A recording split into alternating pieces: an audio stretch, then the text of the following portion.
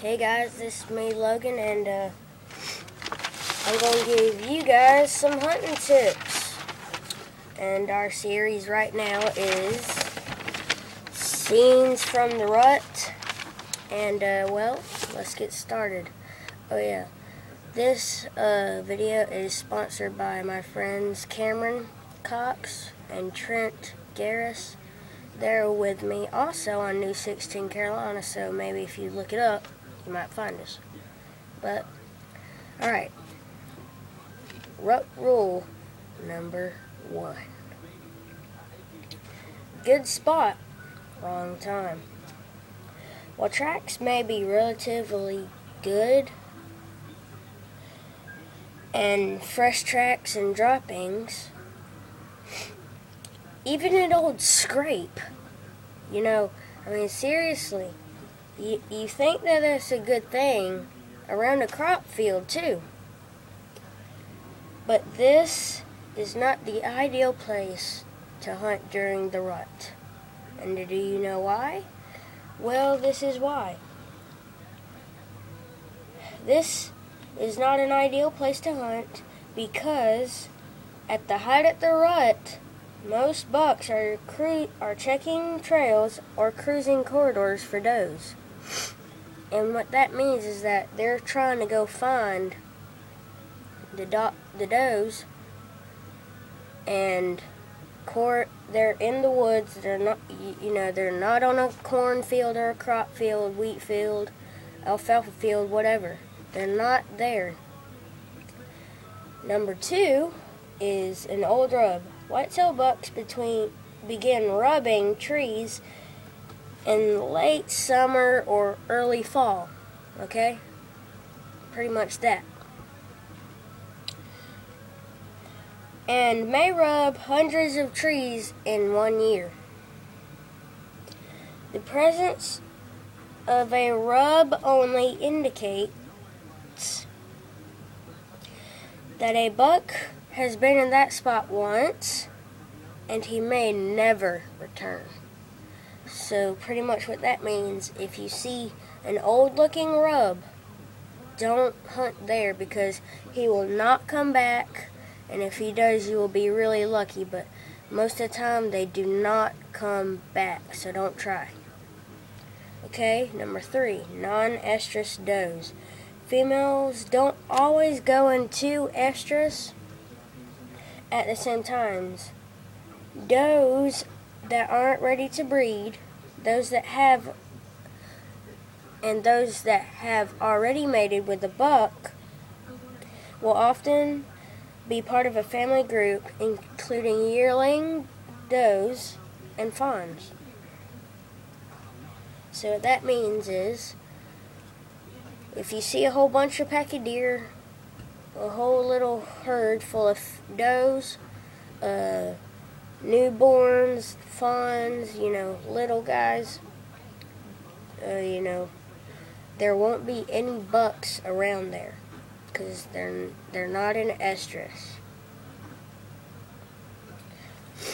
Number 4, a doe bedding area. Does that are not being chased by bucks will often bed in a gentle terrain with moderate vegetation not very far from food sources. Trails that lead from feeding areas to bedding areas are typically an easy spot to hunt. That means that you could probably get one of your does down for the year near a food source, and if it's right near the woods with moderate vegetation and just a cornfield right in front of it, that would be a good place to take down your first doe of the season. Now, here's something that, you probably will never see. If you do, you are really lucky. My uncle has actually seen one time a doe and a buck mating. And when a doe is ready to be bred, a buck will often herd her to a small secluded area or thicket and out of the way,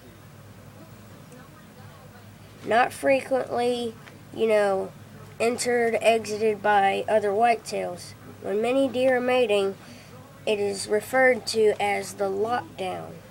And what that means is that, if you want to get a buck, but, you don't want to do that. Especially when it's mating, because, making a new buck, possibly, and, in a couple of years, he'll be huge. Or, you don't know. That's why you don't want to do that. If you see that opportunity, buck with doe, and they're doing their thing, don't shoot. If you do, at least wait till, they're done mating, and then take down the buck. Or don't take down the doe, because, you're killing other bucks, possibly, before they've even, come out. Well, okay.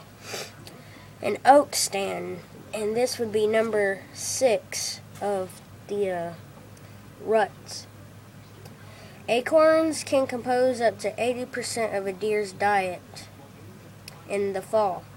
So when they drop, deer will stay inside the woods if there's a whole bunch of acorn trees near you. They will stay at that very spot. Rutting bucks may not feed much, but the does they are after will. And males will monitor these areas. That means that they will come to those areas for specific reasons known as mating. I mean, they want to mate. They're looking for a doe. They'll just watch, and if you see a huge, big-necked buck come in, that's your opportunity. I had the pleasure of shooting one. He just came out of rut, and he was really big still. Like, his neck was pretty big, but he was kind of thin, so I think he might have rutted. But, alright, we're going on to number 7. And that would be a buck bedding area.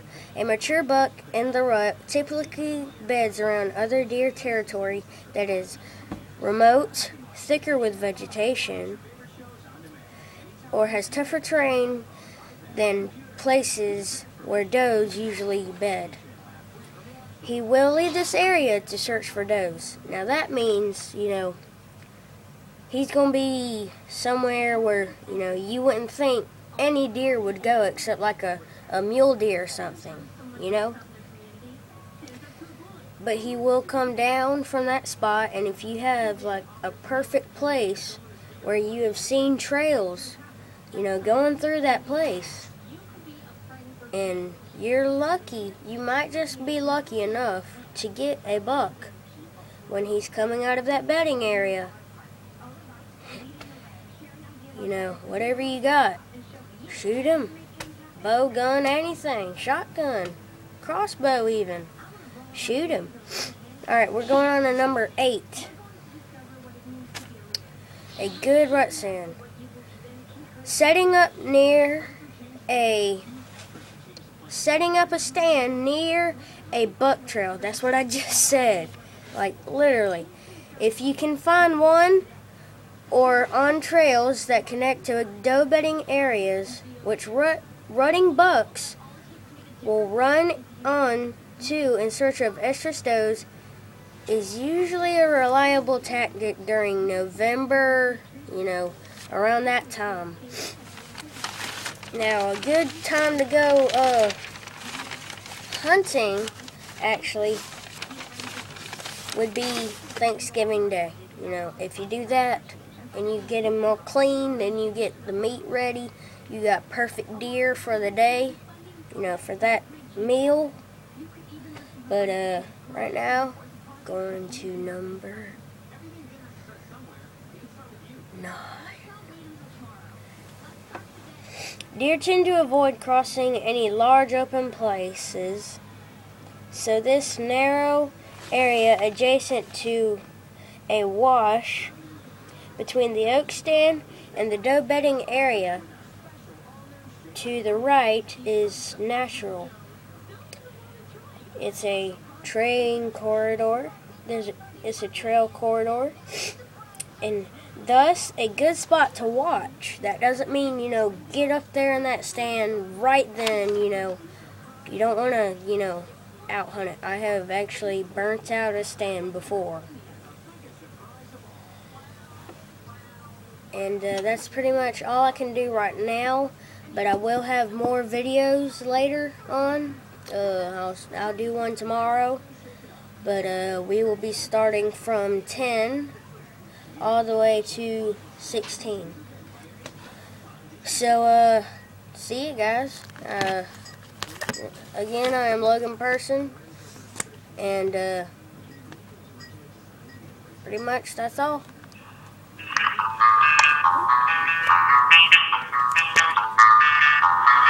Good old brown and hat right here.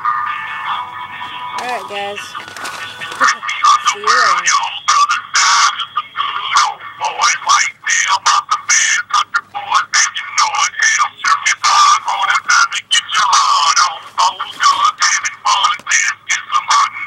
Everybody come gather round, boys.